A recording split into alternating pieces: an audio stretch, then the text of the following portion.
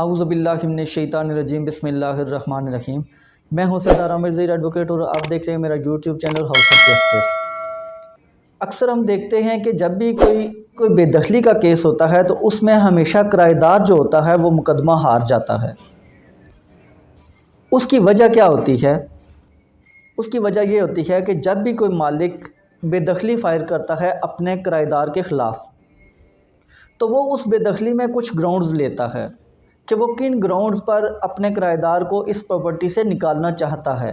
उसमें जो main ground है जो अक्सर देखने में आता है वो रेंट डिफ़ॉल्ट है, कि जो किराएदार होते हैं वो रेंट नहीं पे करते, वो पे नहीं करते रेगुलरली। जब किराया पे नहीं करते तो डेफिनेटली मालिक ने बेदखली की तरफ जाना होता है, वो जाके बेदखली फ़ाइल कर देता है। तो जब बेदखली फ़ाइल करता है तो वहाँ पर जो किराएदार की तरफ से मोस्टली जो मैंने देखी है, एक जो मिस्टेक की जाती है वो ये होती है कि जैसे ही वो किराएदार कोर्ट में जाता है और अपना जवाब दावा जमा करवाता है तो वो जो जवाब दावा होता है डेफिनेटली वो किसी वकील ने जमा करवाना होता है, लेकिन किराएदार की इंस्ट्रक्शन पर।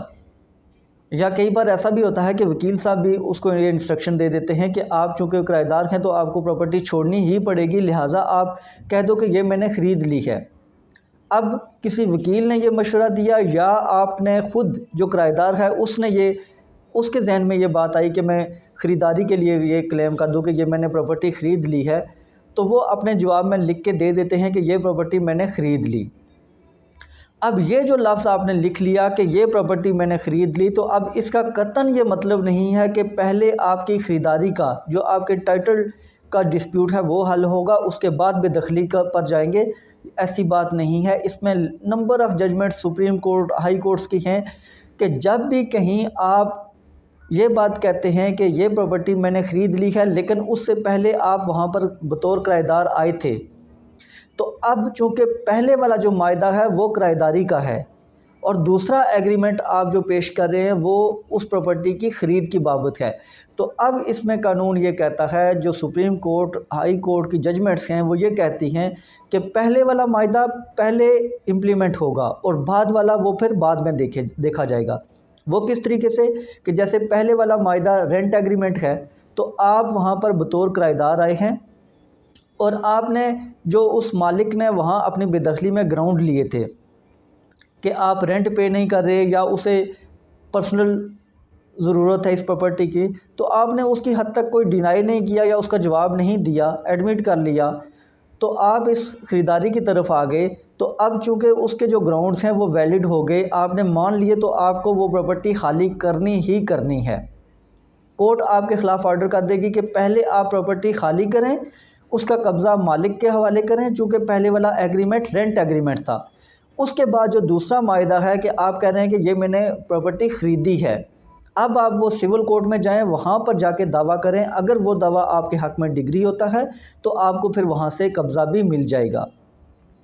चूँकि जो टाइटल का डिस्प्यूट है, आपने वो प्रॉपर्टी ख़रीद की या नहीं की, उसके लिए आपको सिविल कोर्ट में जाना पड़ेगा, जबकि जो बेदखली होती है वो रेंट ट्रिब्यूनल के पास लगती है, स्पेशल रेंट कंट्रोलर जो होता है उसके पास लगती है। तो स्पेशल जज जो रेंट का होता है, रेंट कंट्रोलर जो होता है, वो टाइटल का जो डिस्प्यूट है उसको वो हल नहीं करेगा या वो उसको चीज़ को नहीं देख सकता, उसकी ये जुरिस्डिक्शन नहीं है, वो सिर्फ रेंट मैटर देखता है। तो यहाँ पर अगर आपने ऐसा कर दिया तो आपने समझ लें कि अपने पाँव पर कुल्हाड़ी मार दी है। अब आपको वो प्रॉपर्टी खाली करनी ही करनी होगी। पहले आप वो प्रॉपर्टी खाली करेंगे, उसके बाद आप वो जाके सिविल कोर्ट में दावा करें। अगर वहाँ पर आप ये साबित कर देते हैं कि ये प्रॉपर्टी वाकई आपने ख़रीद ली है, तो फिर उस सूरत में वहाँ से आपको दोबारा कब्ज़ा मिल जाएगा। लेकिन आपको चूँकि पहला एग्रीमेंट रेंट एग्रीमेंट है, तो आपको पहले प्रॉपर्टी उस एग्रीमेंट की बेस पर खाली करनी पड़ेगी। ये हर हाल में आपने खाली करके उसका कब्ज़ा मालिक के हवाले करना होगा। लिहाजा जब भी ऐसा कोई मौका आता है कि आपके ख़िलाफ़ बेदखली फ़ाइल हो जाती है, तो आप उसके जो बाकी ग्राउंड्स हैं देखें कि किन ग्राउंड्स की बेस पर वो बेदखली फ़ाइल की जा रही है। जैसे अगर रेंट डिफ़ॉल्ट है, तो आप अगर रेंट डिफ़ॉल्ट नहीं कर रहे, आप हर मंथ रेगुलरली किराया पे कर रहे हैं, तो ऐसी सूरत में आप उस ग्राउंड को डिफेंड करें आप अपनी जो रेंट पे करने के आपके पास प्रूफ हैं, आप अगर थ्रू बैंक पे कर रहे हैं, आप अगर जो रेंट पे कर रहे हैं उसकी कोई रसीद वगैरह ले रहे हैं, या अगर आप जो रेंट पे कर रहे हैं उसकी, कई लोग मैंने देखे हैं कि वो डायरीज़ पर मालिक से साइन ले लेते हैं और वो डायरी अपने पास रख लेते हैं।